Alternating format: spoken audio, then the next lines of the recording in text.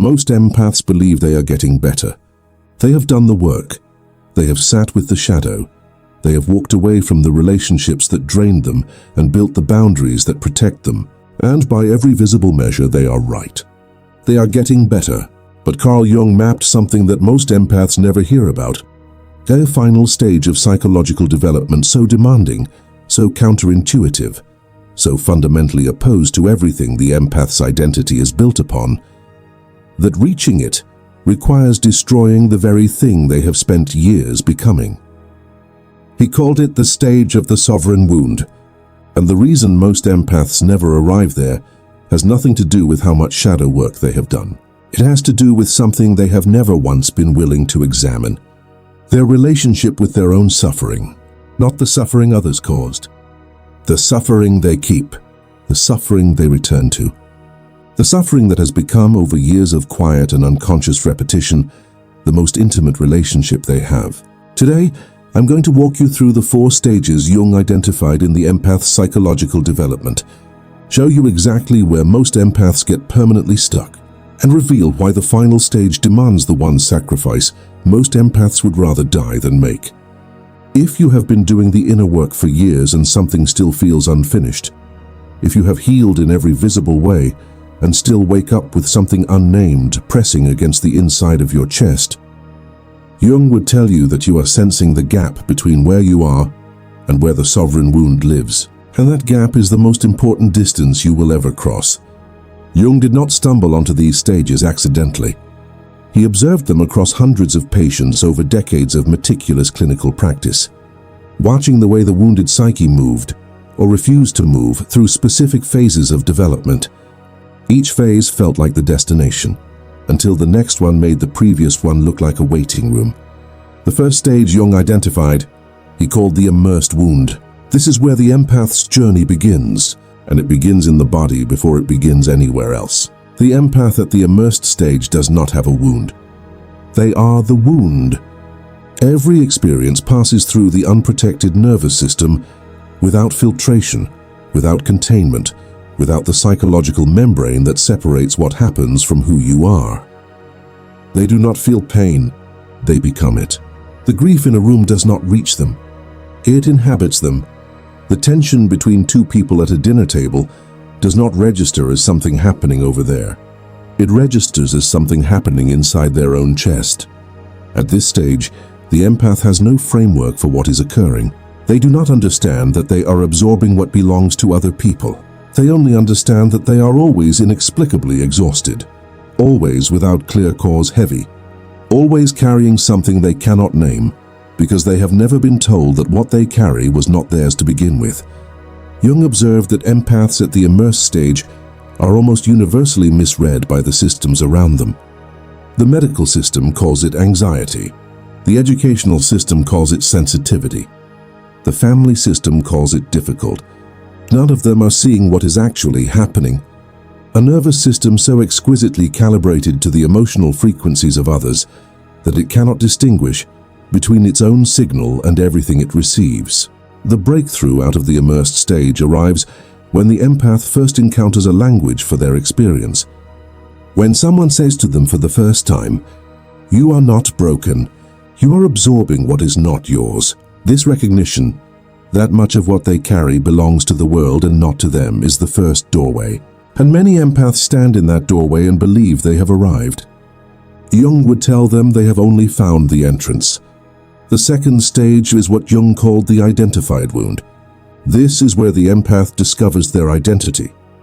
Having found the language for their experience, having been handed a framework that finally makes sense of the suffering they have lived with for as long as they can remember, they claim it.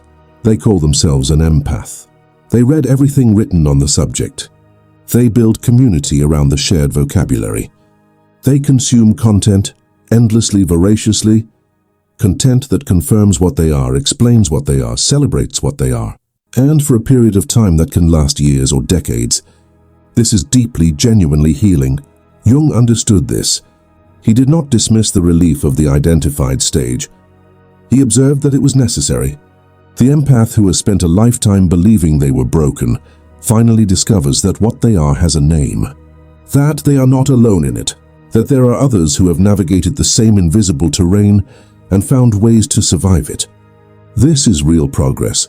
And Jung was precise about this, but the identified stage contains a trap so elegant, so psychologically sophisticated, that most empaths never recognize it as a trap at all.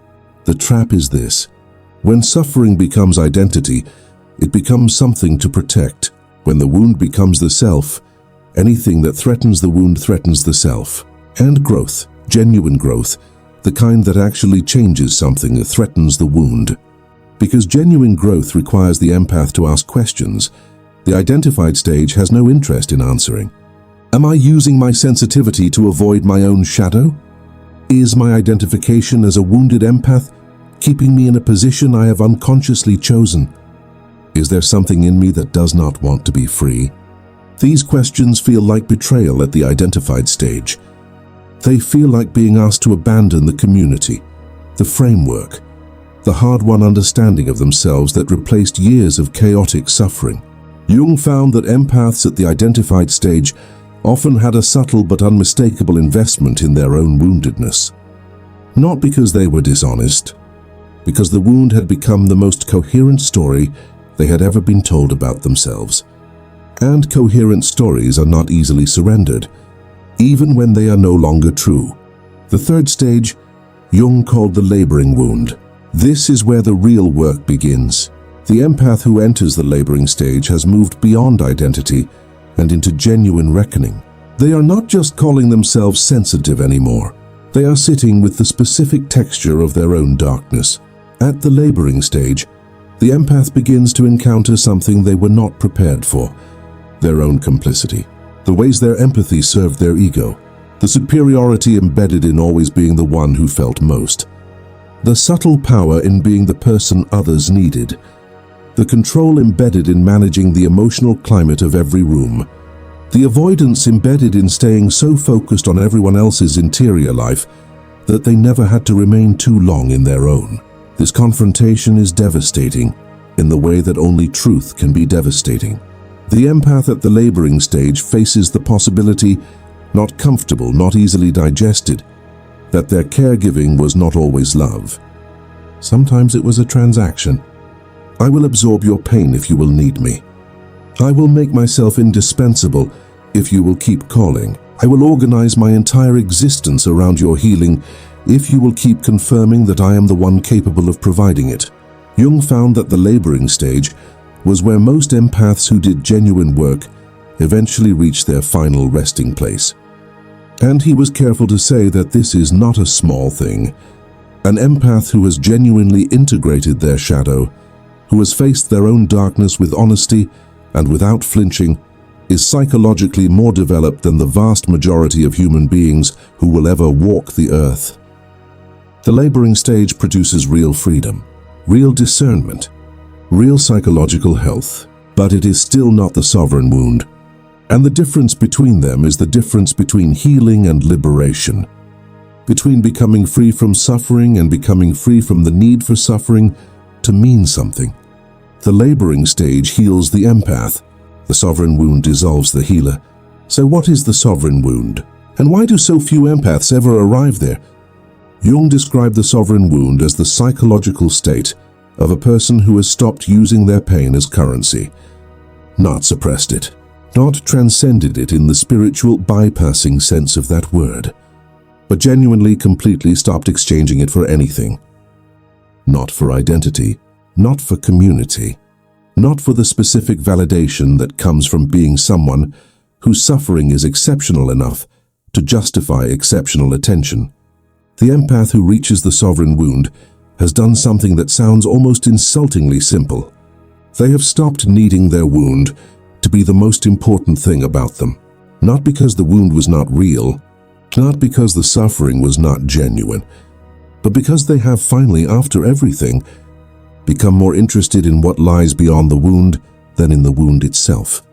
Jung observed something remarkable in the small number of patients who crossed into this stage. They stopped talking about their pain in the same way, not because they had resolved it, because they had stopped organizing their entire consciousness around it. The wound was still there, but it had moved from the center to the periphery, from the organizing principle of their identity to one element of a much larger interior landscape. And in the space created by that movement, something else had emerged, a quality of presence that was not organized around anything, not around helping or healing or being seen or being understood, or making sense of suffering or converting pain into meaning. Just presence, clean, unencumbered, available to whatever moment was actually happening, rather than whatever narrative the wound required the moment to confirm. Jung called this psychological sovereignty, the state of a psyche that has stopped being organized by its history. But here is what makes the sovereign wound so rare, and here is the hard truth that Jung documented with clinical precision. The final barrier to this stage is not fear, it is not unresolved trauma. It is not the absence of awareness or insight or the willingness to do difficult psychological work. The final barrier is grief, specifically, the grief of releasing the story that suffering made you special. Every empath carries an origin myth. It usually sounds something like this. I was given this sensitivity for a reason. My pain was preparing me for a purpose. The fact that I suffered so much, absorbed so much, carried so much, means something. It has to mean something. This story is not wrong. It is profoundly human. And at the laboring stage, it is genuinely useful. It transforms unbearable pain into navigable narrative. It gives the empath a framework for understanding why they are the way they are and what they might do with it. But the sovereign wound requires this story to die, not be revised, not be refined. Die. And this is precisely why most empaths retreat from the threshold, because the story that must die is the one that saved them. The meaning they assign to their suffering is the meaning that got them through it. And releasing it does not feel like growth. It feels like desecration. Jung was very specific about what this release actually looks like. It is not the philosophical acceptance that suffering is meaningless. It is the lived experience of existing fully, coherently, completely, without needing the suffering to be anything other than what it was. Something that happened, something that shaped you, something you carry lightly now with compassion but without reverence, without the need for it to be the central fact of your existence, without the need for other people to understand its weight before they can understand you, without the need finally for it to be special. There is one more dimension to why empaths get stuck before the sovereign wound. Jung found it embedded in something no one expected: their accumulated wisdom. By the time an empath approaches this stage, they know a great deal. They understand trauma responses, shadow dynamics, the psychology of exploitation, energy management, the specific patterns of every relational wound they have ever sustained. And this knowledge may, however genuine, however hard-won, becomes its own form of imprisonment, because the sovereign wound does not require more knowledge. It requires the willingness to arrive somewhere without your framework already in place, to encounter yourself and other people, and the raw, uncategorized experience of being alive, without the diagnostic lens already positioned, without the narrative already written, without the wound already identified, contextualized, and assigned its appropriate significance. Just present, just here, just this. Jung found that the empaths who crossed into the sovereign wound all described a similar experience, a moment of profound not knowing, not confusion, not the disorientation of the immersed stage where the not knowing was chaos, but a clear, quiet, almost luminous not knowing, a sense of existing in the present moment, without the weight of everything the past had taught them it should mean. They said it felt like being a stranger to themselves, but not a frightening stranger, a new one, someone they had not yet met, someone who existed beneath the wound, beneath the identity, beneath the years of labor and healing and careful reconstruction, someone who had been waiting with remarkable patience for the noise to clear. So how does an empath begin to approach the sovereign wound? Jung did not offer a technique, because this is not a technique, but he did identify 4 conditions that make the crossing more likely. The first is saturation with meaning-making. The empath has to reach a point where they have assigned enough meaning to their suffering to recognize that the meaning does not change the suffering, that people they have helped fall back into old patterns, that the world they have been trying to heal remains stubbornly itself, that the wound, however thoroughly understood, does not heal through understanding alone. This is not cynicism. It is the disillusionment necessary to question why they have been making meaning of suffering rather than simply moving through it. The second condition is the confrontation with the wound's ego. The empath has to see with unflinching honesty what the wound has given them, that they have not been willing to admit they wanted. The sympathy, the community, the sense of being among the rare few who truly feel the world, the specific significance of being someone whose interior life is too vast for ordinary people to comprehend. This confrontation requires a courage the laboring stage rarely asks for, because it targets not the wound itself, but the benefits of the wound. The third condition is the tolerance of ordinariness. The empath has to be willing to exist without being exceptional, to be simply a person.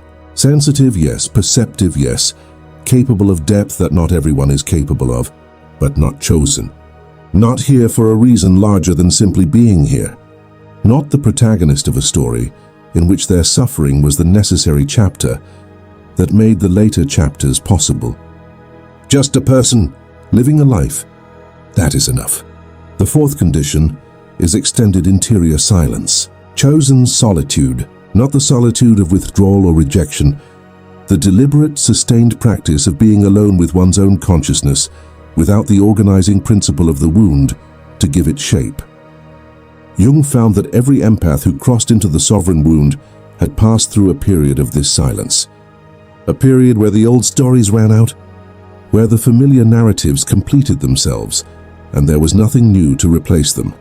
Just the raw, quiet, unnarrated fact of being alive. And in that silence, something that had been waiting for the noise to stop began to emerge. The sovereign wound does not announce itself. It does not arrive with the clarity of a breakthrough or the relief of finally understanding something that had been confusing you. It arrives as an absence. The absence of the need to be wounded in any particular way. The absence of the story that required you to be special because of what you had survived.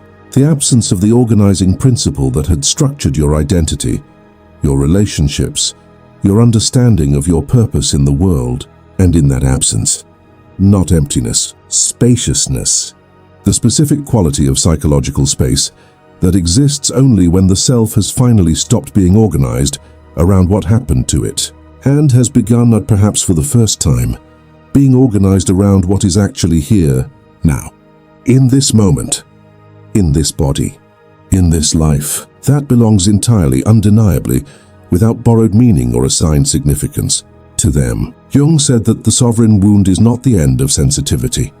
It is sensitivity finally come home to itself. The empath who reaches this stage does not feel less. They feel what is actually present, not what the wound taught them to look for, not what the identity required them to find, not what the story needed the moment to confirm. What is actually precisely, undeniably here, and they find that what is actually here is enough, more than enough, infinitely more than the version of reality the wound was organizing around its own persistent ache. The world did not change. They did, not into someone different, into someone finally free. Most empaths never reach the sovereign wound because they cannot release what it requires releasing. Not the pain, the significance they assign to the pain, not the wound. The identity they built from it, not the sensitivity, the story that their sensitivity made them special in a way that ordinary healing was never going to be enough to honor. Each of these things was necessary. Each of these things represented real progress, but each of these things held too long, too tightly, with too much invested in its continued centrality, becomes the final wall. The medicine becomes the obstacle. The story that saved you becomes the last thing that must be surrendered.